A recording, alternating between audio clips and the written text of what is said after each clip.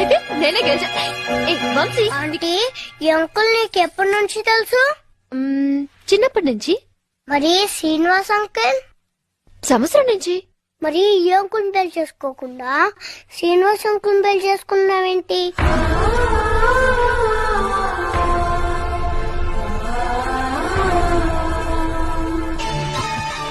శభాష్, నేను అడగలేనిది నువ్వు అడిగావురా. చూడు తేజ, పైన దేవుడుంటాడు కదా, ఆయన ఈ అంకుల్ తో ఫ్రెండ్షిప్ రాశారు, ఆ అంకుల్ తో పెళ్లి దాకా రాశారు. అన్ని ఆయన చేతిలో ఉంటాయి.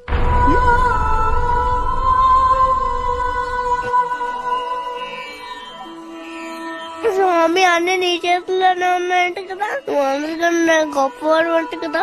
ఎలాగని మా మమ్మీని డాడీని కలిపా, నువ్వు నాకు ఒక్క హెల్ప్ చేస్తే నీ పుట్టినరోజు ఎప్పుడో తెలుసుకుని అప్పుడు మంచి గిఫ్ట్ చేస్తాను. అప్పుడు ఊరికి చాక్లెట్లు ఉంచుకో.